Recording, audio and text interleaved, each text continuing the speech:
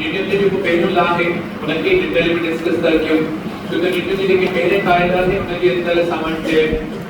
Inertia of rest inertia of motion inertia of direction उनजो भी example खणो पियो इन सां गॾु थोरो मोमेंटम खे डिस्कस करे था छॾियूं छो त न्यूटन सेकंड लॉ खे सपोर्ट कंदो आहे इनर्शिया खे पहिरियों डिस्कस कंदासीं इन खां पोइ न्यूटन फर्स्ट लॉ पोइ वरी असां वटि मोमेंटम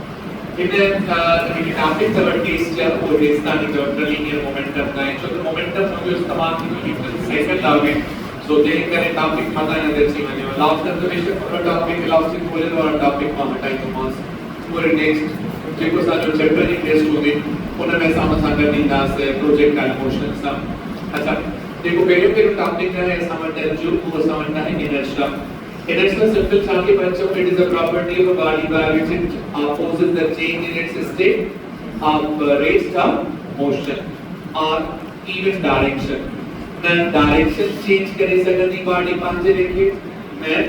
rest का motion में सकती पंजे लेके ना motion का rest में सकती ये chair मुद्दा है इन chair के अगर असां ॾिसूं त मूव थी करे त पोइ सोचींदा त फोर्स कहिड़ी आहे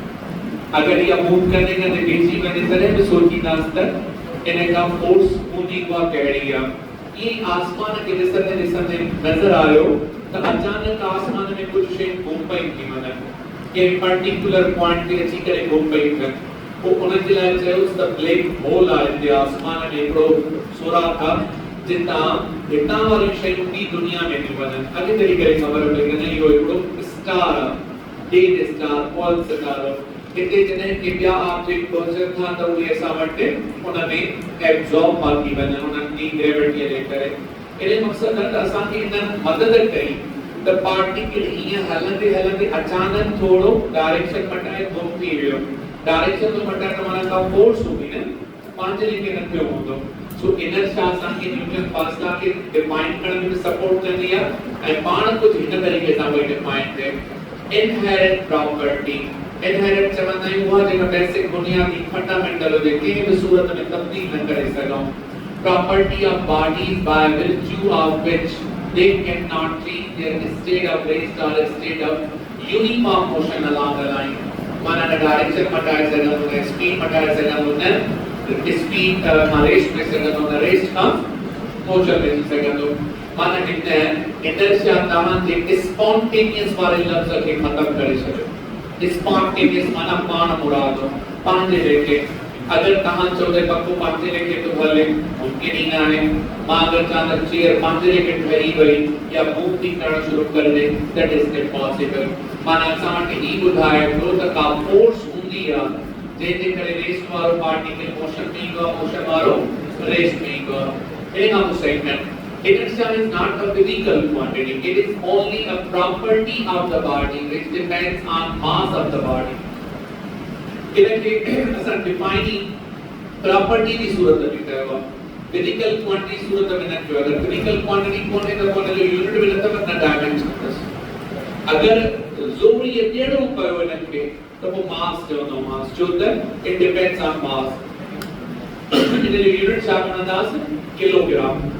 यूनिट खणंदासीं किलोग्राम ऐं क्वांटिटी सां रिजेम्बलेंस ॾींदासीं त उहा क्वांटिटी कहिड़ी हूंदी मास वारी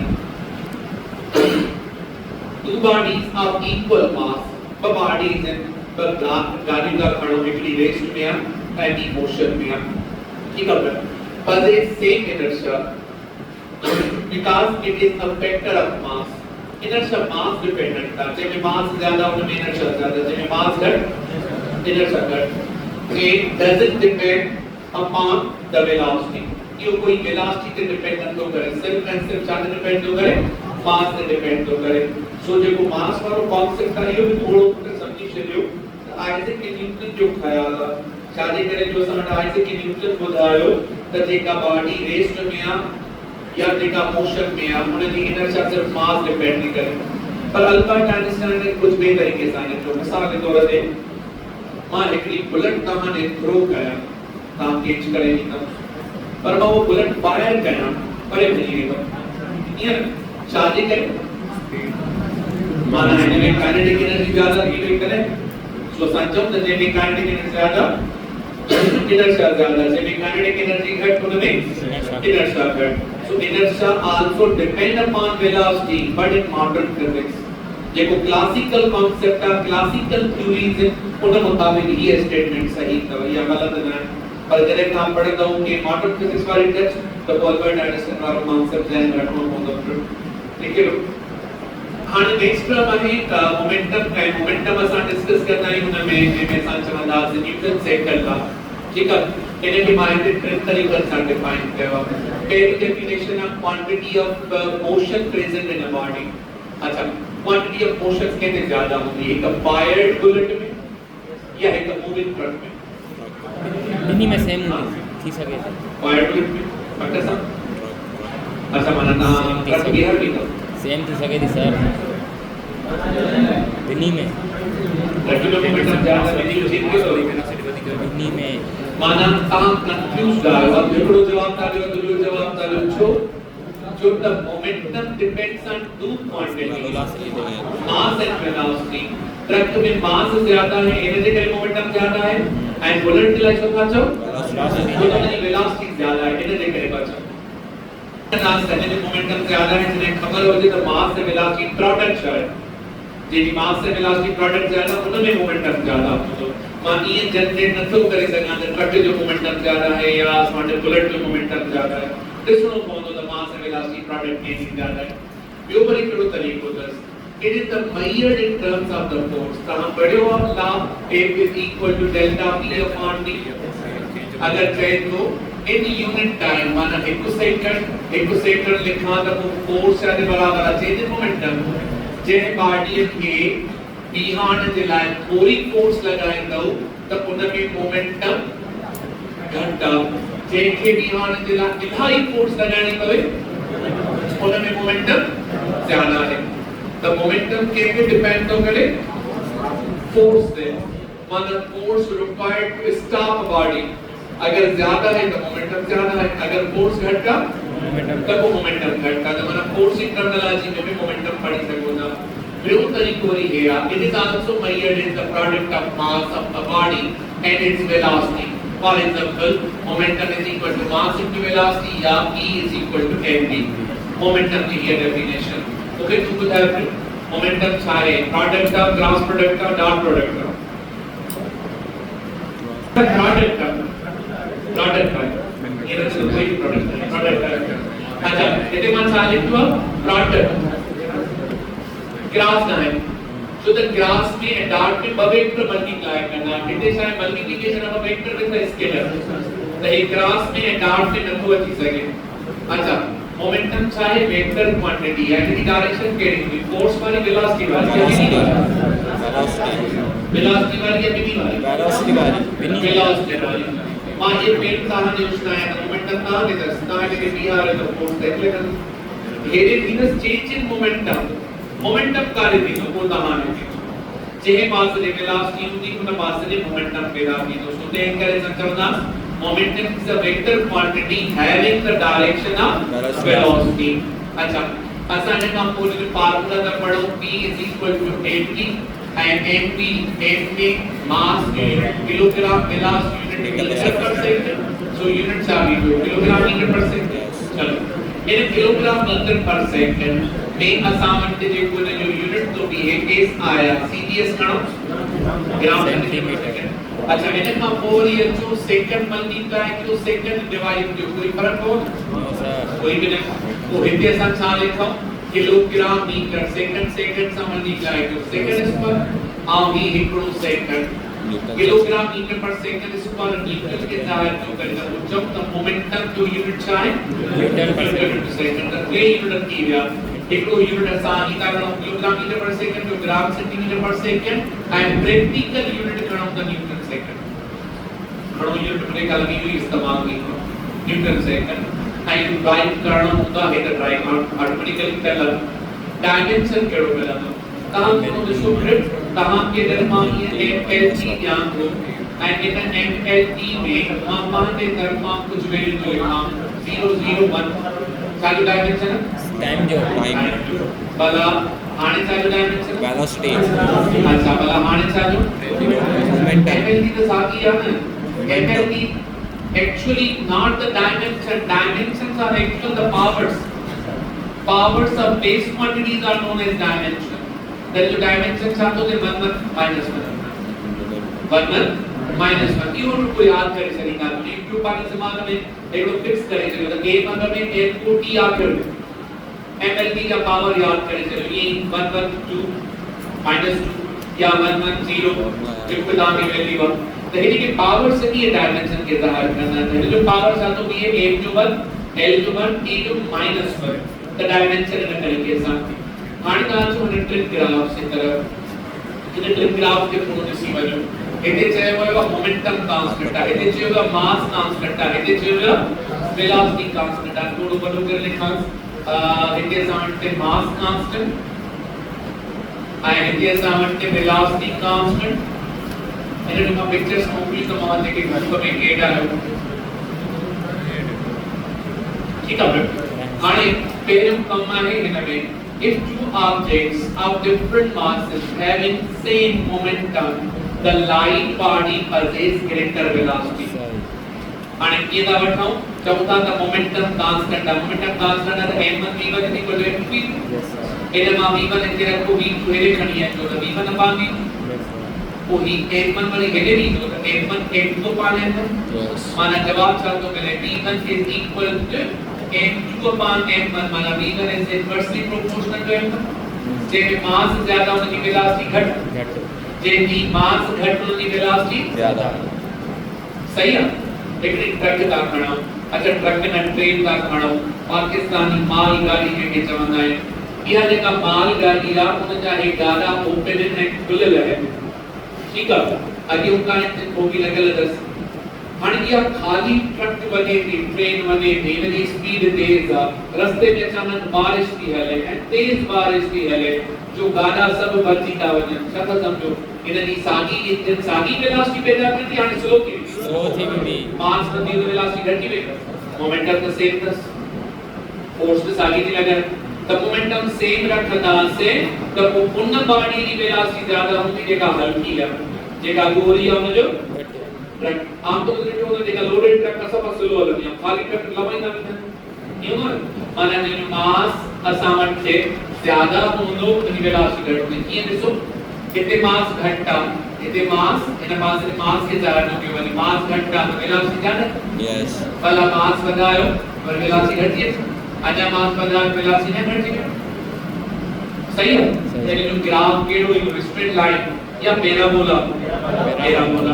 इन्हें हम बोला लिखा पार a given body p is directly proportional to v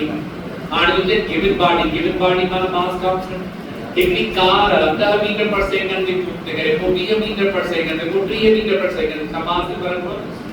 नहीं and velocity बताएगा निकाल से तब वो मोमेंटम बता दो भी तो लिखो p is directly proportional to v ठीक है पर इधर जाता लिखो p and mass momentum and mass आ इन विधि के बीच में रिलेशन का खणो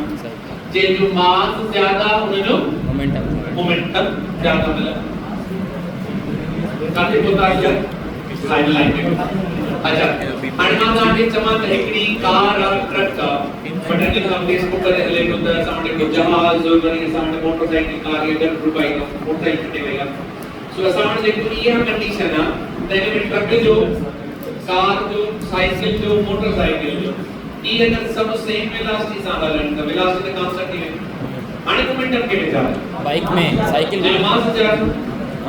साइकिल वालों कोई चोरी करे ता जी भजे तो नहीं बोलेगा मैं पकड़े लिया तो ट्रक वाला चोरी करे भजे पर कहां ने तरफ भजे तो कहां भजे में जो नहीं तो परे बनी ये मकसद है उनमें मोमेंटम सो मोमेंटम कांस्टेंट वेलोसिटी से मास से डायरेक्टली है पर कांस्टेंट मास से वेलोसिटी से डायरेक्टली लेकिन उसको टॉपिक न्यूटन फर्स्ट ला न्यूटन को बेरम कार्य में ये का बनी करना है मानसा पनली गाला बनने में कुछ टेक्निकल टर्म्स हैं लेकिन आने अलग समझना जरूरी है ठीक है ना फेल कंडीशन का समझ न्यूटन ने को बेरम कार्य को ये फोर्स से बाहर के तो बताया बात अच्छा अब आगे continue to be in its state of rest देखो बॉडी रेस्ट का रेस्ट में रख दो or Uniform motion along a straight line unless it is acted upon by some external force to change the state. माना सामान्य ये inner sharp पड़ी से न्यूटन फर्स्ट लॉ में ये आहे त जेका वाली रेस्ट में रहती मोशन वाली मोशन में रहती है सीधी लाइन पे रहती डायरेक्शन में बटाई हमेशा सेम रहती शादी करे तो देन के फोर्स रिक्वायर्ड होती है माना force is responsible for changing जेका भी चेंज नहीं थी वो फोर्स से करेंगे फोर्स नहीं लगे तब वो का चेंज ना है वो बॉडी इक्विलिब्रियम में आपको बॉडी की एक्सेलरेशन चाहिए वो आपको बॉडी जो मोशन यूनिफॉर्म ठीक है न्यूटन सेट फर्स्ट लॉ आके ये लोग बताए अच्छा आणि ही बात जी पॉइंट्स नहीं है थोड़ा सा समझना जरूरी ये पेज टू पेज 3 पेज का न्यूटन फर्स्ट लॉ दे ठीक है इतना प्रैक्टिकल प्राप्त है फिर तो कॉन्सेप्ट क्लियर है तो बताने की खबर है न्यूटन फर्स्ट लॉ स्टेटमेंट को लेकर बता सकेंगे याद होगी if no net force acts on a body then the velocity of the body cannot change velocity change की माना force लगी ना जैसे में क्लिक नहीं बना रखा force लगी या एक्सेलरेशन पे पेगा दिया या डायरेक्शन पे पेगा दी या स्पीड चेंज की होती that body cannot accelerate force न लगे तो body में acceleration पैदा कर देगी Newton's first law defines the inertia and is rightly called the law of inertia असा न्यूटन के पहले कार्य के लॉ ऑफ इनर्शिया चुने आने का जो एक मतलब 3 pages in quick inertia they kinds there inertia are of 3 types inertia तीन किस्म के हैं inertia of rest inertia of motion and inertia of direction break inertia जब किस्म आसान के मिलन का इन तीन किस्म हां जेका पहली का पढ़ो inertia of rest inertia of rest के निश्चित कांते केड़ा कम नहीं करे it is the inability of a body to change by itself its state of rest यह body की inability है the body हालत तब्दील नहीं कर सके चेयर पहिया बस पहिया इतना ना हेरी भी नहीं सके का कुर्सी उस समय रखी है जो पाने लेके जगह मटाई शाम में बने मुमकिन ही ना है ठीक है वो होते ही सड़ी करे खत्म नहीं की जगह न मटाया सके जिस तानी का force न लगे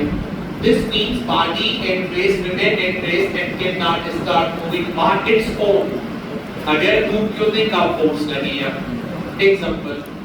हमें कुछ कारणों पे लिखा है a person who is standing freely in bus thrown backward when the bus starts suddenly यो जो चुटलो लिखा था के समझना अगर हम बस में भी चले कुछ इस तरीके से जी बस अधिक हिलना शुरू कर दी है जो बस को इसको कोई नहीं तो एक जो हिस्सों जो जमीन से आने वाला स्पर्श से आने वाला वो आगे निकलेगी अब ये जो की डॉक्टर जरे असम बीच चल रहे हो असम ट्रेन के बीच चल रहे हो या बस में बीच चल रहे हो तो असम जो पैर है ना स्पर्श से फ्रिक्शन के करे कांटेक्ट में आ यस सर जरे अचानक बस स्पीड पकड़ी थी स्लो करने जो कोई मसलो ना है अचानक जने जर्क दी थी त मुंजा पैर मुंजो जो हेठो हिस्सो आ इयो अगे तरफ हले नहीं हो ए वक्त को मथो पार्ट आ एडे उन कार जो उन ट्रेन थी जेका फोर्स आ वो पहुंची न होंदी सो ते करे हे रेस्ट में रहने की कोशिश कर अगर मुंजो अधो हिस्सो कोई ते रेस्ट में रहने की कोशिश करे हेठो हिस्सो अधे तो रहने की कोशिश करे सो असा ते करे कोई ते जर्क फील करना है जेको कोई ते जर्क ना क्यों वो अगर ता जो जर्क सजो फील न क्यों वो ता छा क्यों ता पैर में शूज पायो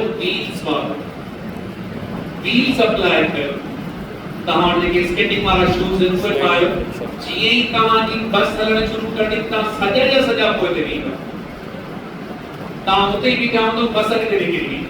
यही कंडीशन थी जो द फ्रिक्शन ता के ने खड़ी कोने ना माना उन फर्श ता ने का फोर्स ट्रांसफर कई वो ता ने अदर टाइम कई के मींस ना होया ठीक है ना ये ना भी फ्रिक्शन का मध्य अंदर फोर्स पूरी उन अगे में मूवमेंट थी पर अगर असान यही कंडीशन खड़ा था if the motion of the bus is slow अगर बस की मूवमेंट स्लो आ तो पोछा दीनो इन बस जे फर्श दी सॼी फोर्स सॼी बॉडी में ट्रांसफर थी ऐं असां सॼा आगे हलिया वेंदा अगर तकड़ो तो थे तो असां जे अध ते फोर्स थी लगे अध ते फोर्स पहुंची कोन अॻियो हिस्सो निकिरियो असां पोइ ते रहिया पर जॾहिं यूनिफॉर्म नहीं करदा तो सॼी बॉडी ते फोर्स पहुंची वेंदी छो त टाइम ज्यादा लगो ज्यादा टाइम लगंदो तो ज्यादा टाइम जे लाइ फोर्स सॼी बॉडी ते ट्रांसफर थी वेंदी the inertia of the motion will be transmitted to the body of the person uniformly, and so the entire body of the person will come in motion with the bus, and the person will not experience any jerk. Car में मैं आया, car जो driver uniformly car के motion में तुम्हारे तो कैसे चलाना तो समझ यस सर और जने चीज कोई ना तो कोई सीट नहीं ना यस सर माना असां चर को न वक्त फील करना से जने सडन चेंज होती सडनली जने यूनिफॉर्म या स्लो होती तो को फील न करना एक इनर्शिया ऑफ मोशन के ज़ाहिर इनर्शिया ऑफ रेस के ज़ाहिर करे जो है inertia of motion in picture के जैसे चलो छोटे एक्सप्लेन कर दे बोर्ड में करना सोच इनर्शिया ऑफ मोशन में शामिल होते एक तो जेको ड्राइवर आ पाण स्टीयरिंग नदियों दस जडे एक्सीडेंट जो मोड तो अचे एक्सीडेंट तो थे त हे ब्रेक लगाए तो ब्रेक सफा कामयाब न थी वने त हिन जी जेका ये चेस्ट आ वने सिधो स्टीयरिंग ते लगे यस इंडियन फिल्म जो तर सर में शीशे में लमन आई है ये के लमन का मथे बाहर ये इनर्शिया जो इफेक्ट दिखाई था माना वो देखा तो ये की ब्रेक दानी खतरनाक लगी है ठीक है ना तो ये जो साउंड पर्सन ना वजन तो चाहे स्लो एंड इन में छा थी नो तो जेको लोअर पार्ट आ इयो तो सीट सां लगल फ्रिक्शन है मथियो पार्ट मूव कंदो आ इयो साउंड फोर्स एक्सपीरियंस न तो करे सो ते करे ये मोशन में रहण तो चाहे अॻिते वञी कोलाइड कंदो लेकिन इतना इनर्शिया ऑफ मोशन एडो ही इनर्शिया ऑफ मोशन ने जंपिंग के लाइ ॾेखारियो ने माण्हू जॾहिं जंप करणु चाहींदो लॉन्ग जंप त डुकी जंप कंदो त परे वेंदो ॾेदर वारो जंप करे बीठे जंप करे त वेझो सो डुकी जंप परे वेंदो इनर्शिया ऑफ मोशन जे करे ई करे कार ॾेखारियो जेका हेॾे टर्न थी करे जॾहिं हेॾे टर्न थी करे त उन वक़्तु ही पैसेंजर हेॾे ॿाहिरि थो करे इहो डायरेक्शन मटजण जे करे थो थिए इन्ही के पिक्चर्स इन्हनि खे एक्सप्लेन वरी नेक्स्ट पेज ते क्लिक कर इस तरीक़े तो ये बार देखिए ब पार्ट सब का पहिरीं हिन पार्ट ॾे अचो मां हिन रस्सीअ खे अचानक छिकियां त कहिड़ी रस्सी टुटंदी ए या बी बी ए टुटंदी ये टुटंदी ए टुटंदो ऐं जॾहिं मां हिनखे यूनिफॉर्म जी छिकियां त बी टुटंदो इहो दुखो आहे रीज़न अथव दुखो आहे मूंखे के छॾियो था रीज़न ॾेढा अचो पर हिते ॿुधायो त हिते बाल आहे हिते बुलेट आहे ज़्यादा नुक़सान केरु ॾींदो बुलेट या बाल ॾींदो बाल छो इनर्शिया वधीक थी कैच करे अच्छा बिल्कुल सही यह पॉइंट आनी सही है a bullet fired on a window pane makes a clean hole through it while a ball breaks the whole window ठीक है हाणे साई इन रीजन में देते लिखल आहे मां तस्वीर पिक्चर्स को मोकले तो 33 पिक्चर्स स्लाइड्स में सो उन्हनि में तव्हां ॾिसी वठो रीजन कहिड़ो आहे एक तो बुलेट जी साइज नंढड़ी हूंदी आहे ॿियो हिन जी स्पीड ज्यादा है टाइम ऑफ कांटेक्ट घट हूंदो हाणे टाइम ऑफ कांटेक्ट घट आहे त इहा हिन शीशे ॾे पंहिंजी जेका फोर्स ट्रांसफर कई सभु पाण थोरे टाइम जे लाइ उन थोरे टाइम में हिन थोरो गिलास भरी सघियो उन थोरे टाइम में इहा वाइब्रेशन में थोरी पैदा करे सघी सो पंहिंजी विस्निटीअ खे रुगो भॼी करे हली वेंदी आहे हिते पर हिन गिलास में जॾहिं बाल तो लगे तो बाल की साइज थोड़ी वधी जो स्लो थी हले त टाइम ऑफ कांटेक्ट ज्यादा टाइम फॉर ट्रांसफरिंग फोर्स ज्यादा या जेका फोर्स इन बाल जी इन शीशे दे वेंदी को ट्रांसफर करण जे लाइ टाइम ज्यादा अगर टाइम ज्यादा तो वो ज्यादा डिस्ट्रक्शन कंदी सॼो गिलास में वधी थो ठीक है इते भी तव्हांजी स्टेट जेका इनर्शिया रेस्ट वाली कंडीशन पे अचे इन खां पोइ ये असां वटि इहा इन arrangement shown in the figure हाणे हिन फिगर में असां वटि ॾिनल आहे ही वारी कंडीशन अगर मां हिनखे अचानक झटको ॾियां त पोइ ही रस्सी टुटंदी बी हिनखे काई ख़बर न पवंदी छो त जॾहिं मां हिनखे अचानक झटको ॾींदुमि त हीअ बॉडी ऑपोजिशन कंदी टू चेंज इट्स स्टेट उन जे करे हेॾे ख़बर ई न हुई इहा रस्सी ईअं बीठी हुजे पर जॾहिं मां हिनखे यूनिफॉर्मली छिकींदुसि त पोइ छा थी पवंदो हिन रस्सीअ ते सिर्फ़ु मुंहिंजे हथ जी फोर्स हिन रस्सीअ ते मुंहिंजे हथ जी बि फोर्स हिन वज़न जी बि फोर्स त हिन जो फोर्स वधी वई हिन जो फोर्स वधी वई त हे टुटंदो माना जॾहिं मां झटको ॾींदुमि त हीअ टुटंदी ऐं जॾहिं मां यूनिफॉर्मली छिकींदुमि त पोइ हीअ टुटंदी माना तव्हांजो मक़सदु आहे तव्हांजो एम छा आहे तव्हां हीअ रस्सी था कटणु चाहियो या हीअ अगर ये का कटण चाहे तो झटको लियो, ये का कटण चाहे तो स्मूथली फोर्स बता समझ बची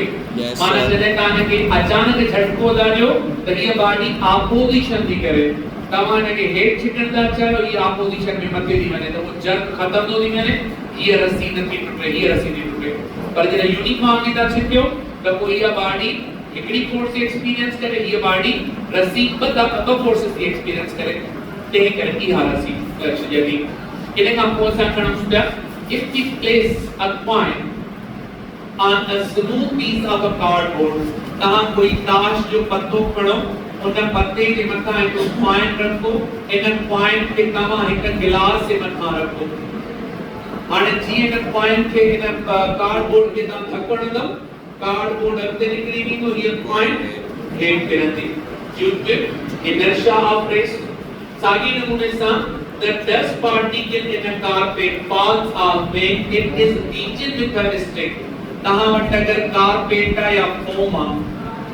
में मिट्टी गई थी लाड़ा करने जा रहा हूं इने के कने कने ठंडी ने ढक्कन में तो मिट्टी निकलती है तेरे माने के स्टिक तो हणा तो उन जे करे ही जेको फोम हेड कंप्रेस थी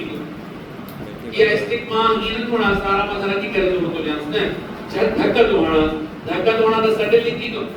माने सडनली जेको फोम कंप्रेस थी तो but dust particle wants to maintain their inertia of rest so they करे dust particle मथे ही रह जीगा so they करे देखो foam and dust particle नहीं भाई सेपरेट नहीं था धार की नहीं था माना संचरण में मिनट में इस्तेमाल करने तरीके का this is because the pitching states of the carpet in motion where is the dust particle tend to retain a trace and hence separate एक कोई कंपनी कपड़ा छड़ने के लिए इस्तेमाल करने करे करे रुमाल धोई कर फिटिंग आयो उन्हें क्या करता है आलो कपड़ो पानी में ये आसानी से मत खड़ी नहीं दो पर ये कपड़ों में मत में पानी में मत ठीक है आने कपड़े के हेड से किया है तो पानी के पार्टिकल्स में तो मोशन है वो मोशन लेकर धार थी नहीं तो इन्हें के चमदास इनर्शिया ऑफ मोशन हे वालो छनण सा थी तो इनर्शिया ऑफ रेस्ट वो जो कुछ छनड़ा वो छा थी तो इनर्शिया ऑफ मोशन नोट कर लीजिए सर और ये कहां जो न्यूटन्स कहता है इनर्शिया ऑफ मोशन इन्हें आपको और ये समझना सा inertia of direction inertia of motion child it is the inability of a body to change by itself its state of motion माने जेका मोशन की हालत है तो कोई गलत न एक्सीलरेट करे सकनो न डिसेलरेट करे सकनो रफ्तार चेंज न करे सकनो न बढ़ाए सकनो न रफ्तार घटाए सकनो बॉडी में पाण में खासियत ना है रफ्तार चेंज करे सके for example a body in uniform motion can neither accelerate nor retard by its own example when a bus or train stops suddenly bus या train अचानक चले सामने ब्रेक कर दिया a passenger sitting inside tend to fall forward अगर ये बस में कोई पुराना शख्स पीछे आता अक्सर वो बात नौजवान उनकी जगह नहीं है मुहज्जब मुआशरे में जाने न था ले दो समझिए तो मुहज्जब मुआशरा ना होगा साने के लिए तो पुराना का बोन्स कच्चा होता है ना उनका अदा गोदा इना ताकतवर न होता है कि नौजवान जा होता अगर ब्रेक लगंदी तो यो गोदो कदी पहुंचो ले जा रहे हो छाने कर जो ब्रेक जने हणो तो माने के बचाने के लिए गोदे के फोर्स दी दो तो ब्रेक दी दो सुबह तरह तक कोरोना के औरतों के जल्दी सीट नहीं मैंने ब्रेक सिचुएशन वाली कंडीशन में सो ते के साउंड जेका ये कंडीशन है असा मटे छोटी दिया इनहिबिट इनर्शिया लेकर बीठल मानो इन जो पैर फर्श दिया तो जेका फोर्स लगंदी वो सिर्फ लोअर पार्ट पे लगंदी ब्रेक लगंदी तो इन ते लगंदी पर ए वाला पार्ट मोशन में ये तो असाउंड फ्री एंड फोर्स लगी ना सो देख रही हो मोशन में रहना चाहिए माने पानी मूवमेंट के कंटिन्यू रखना हुआ this is because the lower part of his body comes to rest with the bus or train but the upper part tends to continue in motion due to inertia of motion number second a person jumping out of moving train may fall forward जेको moving bus में jump देखा नहीं करतो देख रहे हो वो देख के भी तो कोई ते भी तो आगे देख रहा है अच्छा वाला जंप देना तो कुकड़े तरफ जंप नहीं पाड़ होते मर्दों को होते यार उसका ने टूटा दिला बस में टूटा दिला जा आगे ने टूटा ना होते खुद का शीरे पूरा नहीं गया ठीक है ना वो कोई ते जंप में या सुल्तान ताई वहां को बीहण जी कोशिश कजो बीहंदो तो नक से दोला कंदव ज़मीन ते ठीक है ना बड़ो नुकसान थी गुरे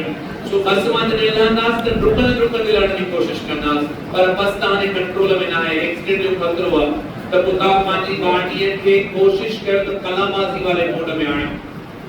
माना जमीन ते वेही करे कलाबाजी खाइणी तो घटका घट नुकसान थी ठीक है ना जे पूजी रहंदा आहिनि तो जॾहिं बिल्डिंगर उन्हनि खे हलंदड़ बस मां ट्रेन मां ट्रक करणो हूंदा त हू अॻिते जंप थींदा आहिनि छो त उन्हनि जी इनर्शिया इलाही पई करे अच्छा भला अगर कई कार आहे हलंदे हलंदे उन जो अॻियों टायर पंक्चर थो थिए छा कयूं ब्रेक लॻाई रफ़्तार वधायो छो त ऑलरेडी इनर्शिया हू अॻिते खणी पई वञेसि हाणे इन्हनि खे लॻे थी फोर्स जेका टायर पंक्चर करण जे करे उहा हेॾे छिकींदसि या हेॾे छिकींदसि तव्हां रफ़्तार वधाईंदो त इनर्शिया तव्हांखे सपोर्ट कंदी सिधो रखण में पर हाने रोड भी खाली है आपको भी जो रफ्तार वधाई पाने ले रोड टायर घटजी वी तो ये नहीं तो तहां आगे ते हली करे पाने स्टीयरिंग के कंट्रोल करना पांजा होश जेके चानी कॉन्शियसनेस हुआ स्टेबल करना इन का को तहां ब्रेक लगाइंदो इंडिकेटर नींदो कोई ने ॾिसंदो ये सब कंडीशन ॾिसण खां पोइ रफ्तार घटाइंदो ब्रेक लॻाइण जी ज़रूरत न आहे तहां आहिस्ता आहिस्ता रफ्तार घटायो त घटजी वञे त पोइ ब्रेक जे पास ते वेंदास बचण जा चांसेस आहिनि अगर तहां परेशान थी करे वाकई ब्रेक के पैर लगी हुई तो कलाबाजी खाएंगे ऑलरेडी वो कार जो टायर पंक्चर और जो फ्रिक्शन ज्यादा है फोर्स वधी वई है वो हेड टायर थी दे तहां ब्रेक लगाए करे अञा उन फोर्स के मदद दाजो वो तहां जी कार के टर्न करण में कलाबाजी खाने में हेल्प करी नुकसान अच्छो खासो थींदो तो कोशिश इहा हुजे पंहिंजी प्रैक्टिस जे दौरान and athlete runs a certain distance before taking a long jump. This is because velocity acquired by the running is added to velocity of the athlete at the time of jump. तहां red वारो jump जो त वेचो शोएब अख्तर अगर असां वटि fast bowler अगर के डुकणो तो पवे न डुके ये फास्ट बॉल हणे त ओ ये हणो पवंदस ये न फेराए सघंदो ये फेराए स्लो उछलाईंदो ये हणे सिधो त पोइ त देसी सघे थो हाणे जेको हिन खे बाल ये फेराए करे उछलाइणो हूंदो आहे त टुकणो पवंदो आहे भला टुकंदो कीअं न त टुकंदो ईंदो आहे फास्ट का फास्ट टुकंदो ईंदो रफ्तार केतिरी तेज भरींदो ओतिरो बाल वधी परते करंदो ठीकु आहे हिन खां पोइ वरी फोर्स पंहिंजी बि लॻाईंदो अथसि तॾहिं बाल को फास्ट पकड़ींदो आहे स्पीड इनर्शिया ऑफ डायरेक्शन तहां कॾहिं के हिन झूले में वेठा हूंदव हॉरिजॉन्टल में इन कंडीशन में तहां वेठा आहियो झूले में ऐं इहो झूलो गोल कुझु हिन तरीक़े सां थो करे त गोल करण वक़्तु ही झूलो ॿाहिरि निकिरी वेंदो हिन तरीक़े सां इहो न वञे त पोइ तव्हां लवंदा वेंदो छो त इनर्शिया ऑफ डायरेक्शन जीअं पखे जा पर हलनि था अगरि हाणे हलंदे हलंदे पखे जो पर नट बुट ख़राब थी वञे त पर उतां सिधो बि जीअं तव्हां हिकिड़ो पत्थर आहे इहो रस्सीअ सां ॿधो था इनखे गोल था फेरायो गोल फिरंदो रहंदो कॾहिं अगरि रस्सी टुटी पवे त पोइ हिते बाल हिते वेंदो हिते अगरि रस्सी टुटी पई त हेॾे वेंदो हिते रस्सी टुटी पई त पोइ हेॾे वेंदो ठीकु आहे When a stone tied one end of a string is well and the string breaks suddenly. Give an example. The stone flies off the tangent to the circle. You सामने करे तो move करेंगे. Velocity की direction. Inertia of direction दे करे. जेका body सीधी है वो सीधी बनना चाहिए है. इनकी direction रस्सी या तो फेराए के रस्सी ना उतर पुश करनी. पांच लेकिन direction ना बताइए. कार में वेंचर लाइन वसा कार जी टर्न कटी जी रसा तो बाहर करना है बाहर की तरफ फोर्स फीड करना है ये सारे करे हो गया न्यूटन थर्ड लॉ इनर्शिया दे करे इनर्शिया डायरेक्शन किया है point law the rotating wheel of any vehicle through out mud कने काई असन आम तौर पे जेकी गाड़ी होले तो लाड़ करने में मिट्टी के पोती उछलाएंगे ये दिनो ना चाले करे देखा उन्होंने जी गेम में नगड़ा निशान लगल होंदा टायर में उन में मिट्टी फासंदी उन मिट्टी के पोत उछलाइंदो या कने का कार गप में फासी पवंदी आ तो उन जो टायर हियर रोटेट तो करे त उनन में जेका मिट्टी फासंदी उनन के इतना ही सिद्धो उछलाइंदो वेलोसिटी भी सब त ये को पार्टी के ला सामर्थ्य ने मिट्टी के हेठे छो तो उछलाए छो त हिन मिटीअ में ही बीम थोरो सर्कुलर मोशन पैदा कंदो आहे। इन सर्कुलर मोशन जे दौरान जॾहिं मिटी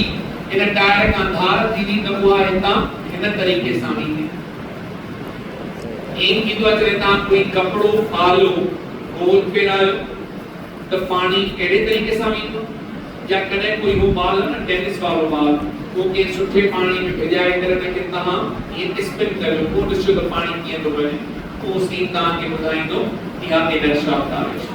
सही आहे, तव्हांजो मीटर उहो पूरो थियो। पाण सां सर्किल नंढनि लाइननि जी ठहियल आहे। ॾिसो हितां खां वठी करे हेठां जी सिधी लाइन आहे, हितां खां वठी करे हेठां जी सिधी लाइन आहे, हेठि सिधी लाइन आहे। हाणे टेंजेंट जी माना छा आहे त हितां खां सिधी वेंदी, हितां खां सिधी वेंदी, हितां खां सिधी वेंदी। हाणे ही वारो पार्टिकल ॾिसंदो सिधो, पर तव्हां सभु चवंदो पोइ तव्हांखे नज़र ईंदो हूंदो शायदि आर्क या गोलाई। गोलाई त डायरेक्शन चेंज थी न, केर करे डायरेक्शन चेंज और सी कोन इसका त हे पार्टिकल वठंदो अकेलो धार, हे धार। कल मां पॉइंट पार्टिकल पढ़ा त हिन में पॉइंट पार्टिकल वठंदो, तव्हांजे सवाल जो जवाब सोलो थी वेंदो।